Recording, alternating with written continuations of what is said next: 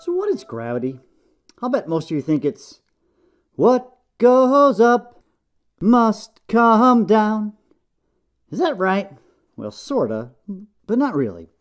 Technically, the law of gravity is an equation.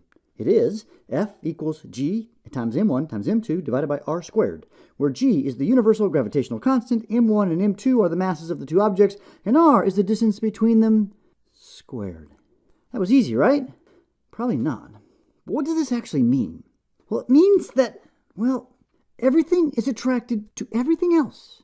And what I mean by that is that if you have two objects, any two objects, they are attracted to each other. Okay, let's try and wrap our minds around this. What happens when you drop a rock off a cliff? It falls to the earth, right? Well, yes, but something else happens. You see, the law of gravity says that both objects, the rock and the earth, are attracted to each other. This means that the rock falls towards the earth, and the earth falls towards the rock. Oh, wait a second. You mean to tell me that if the earth falls up to meet the rock? Yes, that's exactly what I'm saying. And the reason you don't see the earth fall up to meet the rock is because the objects move towards each other proportionate to their respective masses. The earth is much, much, much more massive than the rock, so it moves a very, very small distance. And the rock is much less massive, so it moves farther with respect to the earth. Maybe a better way to understand gravity is to take two teenagers in spacesuits and place them far out in space, away from all the planets and the stars. It turns out they will be attracted to each other. I'm not talking about that kind of attraction. See, they have mass, and since they have mass, they will move towards each other. They are attracted to each other. Maybe one more thing might help. Have you ever played with two magnets? You know the magnets with the north and the south poles? When you take the magnets and put them closer to each other, they move together. They are attracted to each other. And the closer they are, the stronger the attraction.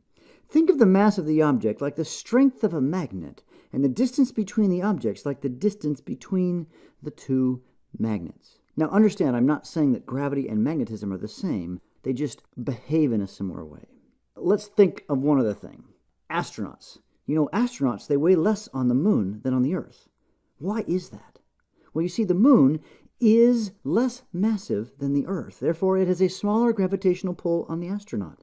It's like the moon is a weaker magnet. They aren't as attracted to each other. Distance also plays a role. Think back to playing with a magnet. The pull of the magnets towards each other are stronger when they are closer together. The same is true of gravity. For example, the sun is the most massive object near the Earth. It dictates most of the gravitational forces in our solar system. It is very, very massive. But it is relatively far away, so even though the sun is a much stronger magnet, so to speak, it is a long ways away. Therefore, the attraction isn't as strong.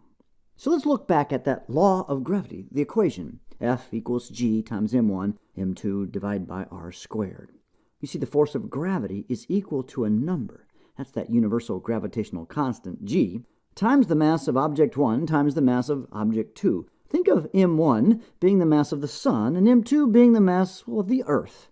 And then we divide by the distance between them squared. This determines the force of attraction between the sun and the Earth. You could just as easily plug in your mass and the Earth's mass and the distance between you and the center of the Earth, and find out how much you are attracted to the Earth and the Earth attracted to you. So what's gravity? Everything is attracted to everything else. Everything. Oh, and one last thing, just to make you wonder. What causes gravity? Why are two objects with mass attracted to each other? Well, the answer is, we don't know. The cause of gravity remains a mystery to scientists. We don't really know conclusively what causes gravity.